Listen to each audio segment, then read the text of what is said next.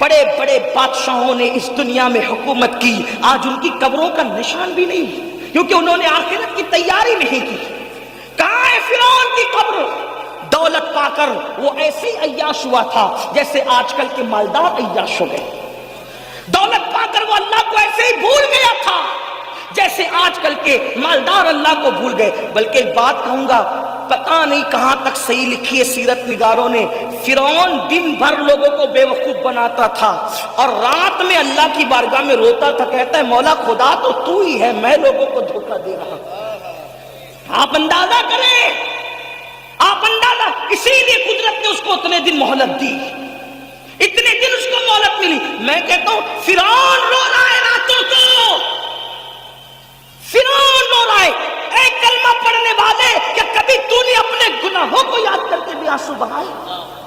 جب سیونگز کا کہاں ہو، کس دنیا میں ہو، یاد رکھنا یہ دنیا میں ہمیشہ نہیں رہو گے۔ کیا کرونا کی مہاماری اور کرونا کی قیامت صغریٰ میں تم نے بڑے بڑے طاقتور پہلوانوں کو، نوجوانوں کو موت کے گھاٹ اترتے نہیں دیکھا؟ اور تم نے نہیں سیکھا کہ دنیا میں کوئی اپنا نہیں ہے، یہ دنیا مکار ہے، مکار، یہ دنیا فریبی ہے، فریبی۔ اسی دنیا میں ہم نے کرونا کے دور میں چھوٹی سی عمر میں دیکھا کہ باپ کے جنازے میں بیٹا شریک نہیں ہوا، بیٹے کے جنازے میں باپ شریک نہیں ہوا، دادا کے جنازے میں پوتے شریک نہیں ہوئے، پیروں کے جنازے میں مریدین شریک نہیں ہوئے، مریدوں کے جنازے میں پیر شریک نہیں ہوئے۔ ذرا سوچو تو صحیح، یہ دنیا ہی دنیا ہے، اس مکار دنیا کا کیا حال ہے؟ میرے امام کہتے ہیں شہد دکھائے، زہر پلائے، قاتل ڈائن شوہر کش، اس مردار پہ کیا للچایا، دنیا دیکھی بھالی ہے۔ میرے بھائیو آخرت کی تیاری کرو، جس دن موت کی ہچکیوں سے، جس دن موت کے تلخ جام سے یہ آنکھیں بند ہو جائے گی اور جسم کا تعلق روح سے ٹوٹ جائے گا، میرے بھائی تیری فیکٹریاں، تیری کمپنیاں، تیرے اے ٹی ایم، تیرے پی ٹی ایم، تیرے بینک بیلنس، تیری زمین، تیری جائیداد، تیرے مکان، تیرے محلات، تیری بیویاں، تیرے بچے، کچھ تیرا نہیں ہوگا۔ یہ ایک جھوٹے خواب کی طرح دنیا ہے۔ اللہ اللہ، جب آنکھیں بند ہوگی تو اکیلا ہوگا، تو اکیلا ہوگا میرے بھائی۔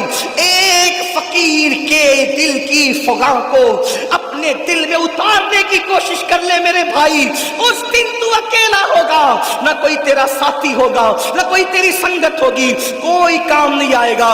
مال اتنا دھوکے باز، ادھر روح نکلی وہ وارثوں کا ہو گیا۔ دوستوں کا حال یہ ہے کہ لوگ جنازے میں بھی شرکت کرنے کے لیے کتراتے ہیں۔ اللہ اللہ، جو وفا کریں گے اتنی وفا کریں گے، جو وفا کریں گے بس اتنی وفا کریں گے کہ قبر میں تجھے ڈال کر کے منو مٹی کے نیچے دبا کر کے واپس لوٹ جائیں گے۔ اس وقت کا اندھیرا کیا ہوگا؟ ارے اپنے 10x10 کے کمرے میں اگر پاور بند ہو جائے تو اس کی گرمی کو ہم برداشت نہیں کر سکتے۔ ہائے قبر کی گرمی کیا ہوگی، قبر کا اندھیرا کیا ہوگا، قبر کی تاریکی کیا ہوگی۔ میرے بھائی جو اپنے آپ کو دھوکہ نہ دو، آخرت کی تیاری کرو۔ کیا بھیج رہے ہو آخرت کے لیے؟ کب تک دنیا میں مگن رہو گے؟ کب تک دنیا میں مست رہو گے؟ کب تک گناہ کرتے رہو گے؟ خدا کے غضب کو چیلنج مت کرو۔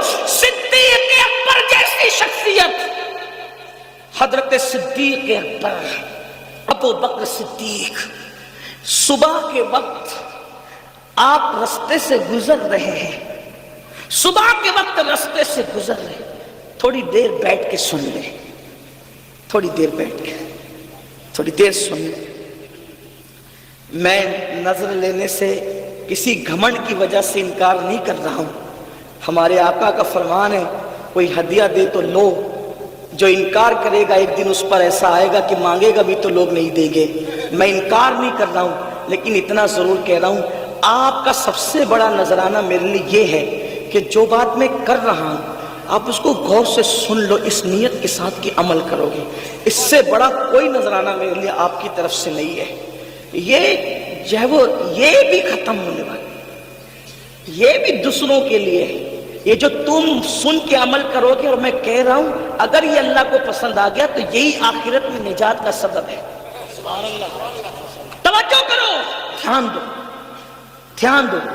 اور آپ سے کہتا ہوں جس کے دل میں اس وقت میرے لیے نیت ہے کہ وہ مجھے نذرانہ پیش کرنا چاہتا ہے، اگر چاہتا ہے نذرانہ پیش کرنا تو جتنی رقم آپ مجھے دینا چاہتے ہیں اس مجمع میں اتنی رقم کو آپ سنبھال کے لے جائیں، اور کل صبح اپنی مسجد کے امام کو وہ میری طرف سے نظر پیش کر دیں۔ ٹھیک ہے؟ اب کوئی ادھر نہیں آئے گا، صرف لوگ غور سے سنیں گے، بولو کرو گے کہ نہیں کرو گے؟ ہاں، لیکن یہاں اس لیے کرو گے کہ یہاں سب مجمع دیکھ رہا ہے، وہاں اس لیے نہیں کرو گے کہ کوئی دیکھ ہی نہیں رہا ہے۔ درود شریف ایک بار بلند آواز سے پڑھیں، سب اپنی جگہ بیٹھ کر کے گفتگو سنیں۔ رب ایک بار درود شریف پڑھیں، رب صلی وسلم دائما ابدا علی حبیبک خیر الخلق کلہم۔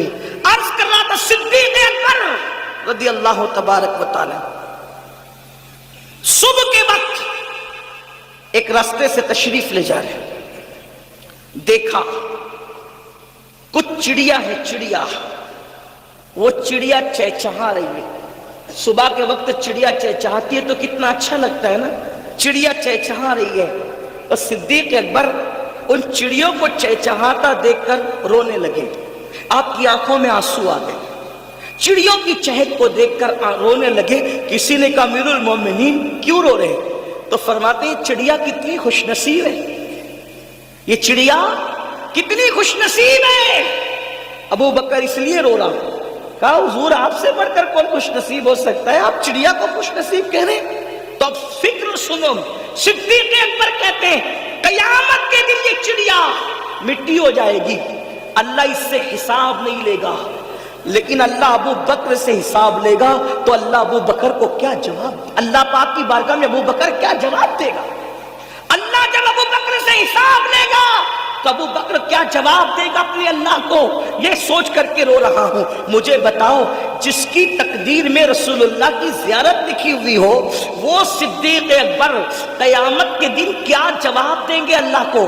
اس تصور سے رو رہے ہیں۔ آپ مجھے بتائیں، رسول اللہ کو دیکھنے والا رو رہا ہے اور یہاں ہیرو کو ننگا دیکھنے والا کہاں لگا رہا ہے کہ میں جنت میں نہ جاؤں گا تو کون جنت میں جائے گا، جنت تو میرے باپ کی ہے۔ سوچو، اس کا مطلب اللہ کے دین سے دور ہوئے کہ نہیں ہوئے، اور کس قدر اپنا نقصان کر رہے ہو۔ یہ صدیق اکبر کی فکر آخرت ہے۔ اور فاروق اعظم کی بات، اللہ اکبر، سیدنا عمر ابن خطاب کا حال تو یہ تھا کہ اتنا روتے تھے اللہ کے خوف سے کہ رونے کی وجہ سے چہرے پر آنسوؤں کا نشان پڑ گیا تھا۔ اور سیدنا فاروق اعظم اپنے بستر کے نیچے ایک چابک رکھا کرتے تھے، جب شام کو گھر آتے تھے تو اپنے پیر پر خود ہی چابک مار کے کہتے تھے، چابک مار کر کہتے تھے کہ آج تو نے کیا نیکی کی وہ بتا، اور اللہ کو ناراض کرنے والا کون سا کام کیا وہ بتا۔ جب سیدنا فاروق اعظم کو غسل دیا جانے لگا تو فاروق اعظم کے پیروں پر چابک کے نشان تھے۔ لوگوں نے کہا امیر المومنین کے پیروں پر یہ چابک کے نشان کیسے ہیں؟ تو ان کے شہزادوں نے کہا تمہیں نہیں پتا، جب امیر المومنین رات کو گھر آتے تھے تو اپنے پیروں پہ چابک مار کے کہتے تھے بتا اے پیر آج اللہ کی فرما برداری میں کتنا چلا اور اللہ کی نافرمانی میں کتنا چلا۔ آؤ، بڑے بڑی باتیں کر رہے ہو، جمعہ کی 2 رکعت کے سوا اور کیا ہے، اور بڑی بڑی باتیں اتنی، کلمے کا ترجمہ تک ہمیں یاد نہیں، کلمہ صحیح طور پہ پڑھ نہیں پاتے، درود ابراہیم تک آج تک یاد نہیں کیا میرے بھائیوں، اور گھمنڈ کتنا ہے ہم جنت میں جائیں گے، انا للہ و انا الیہ راجعون، یقیناً اللہ جسے چاہے ڈال دے جنت میں، لیکن میرے بھائیوں ہم تو جہنم کی راہ پر ہی چل رہے ہیں۔ اللہ اللہ، میرے آقا علیہ السلام کے دیوانوں، فاروق اعظم کی زندگی کا اینڈ بتاؤں، آپ کیا ہم کیا، ہم نے آج دین کو کھیل بنا لیا، دین کو تماشا بنا لیا، دین کو اللہ اکبر اور دین کی باتوں کو کھانے کمانے کا ذریعہ بنا لیا۔ جس وقت فاروق اعظم کی شہادت ہو رہی تھی، پہلے آپ کو بتاؤں، جو جانتا ہے وہ جانتا ہے، جو نہیں جانتا وہ سن لے فاروق اعظم کون ہے۔ وہ فاروق اعظم جس کا ذکر توریت میں ہے، جس کا ذکر انجیل میں ہے، جس کا ذکر زبور میں ہے، جس کا ذکر قرآن مقدس میں ہے، وہ فاروق اعظم جس کے لیے رسول اللہ فرماتے ہیں میرے بعد کوئی نبی ہوتا تو عمر ابن خطاب ہوتے، لا نبی بعدی مگر میرے بعد کوئی نبی نہیں ہے۔ وہ عمر ابن خطاب جس کو دیکھ کے شیطان اپنا رستہ بدل دے، وہ عمر ابن خطاب، فرمایا جب تک فاروق اعظم امت میں موجود رہیں گے یہ امت فرقوں میں نہیں بٹے گی. اسی لیے فاروق اعظم جب تک اس امت میں رہے امت میں فرقے نہیں ہوئے.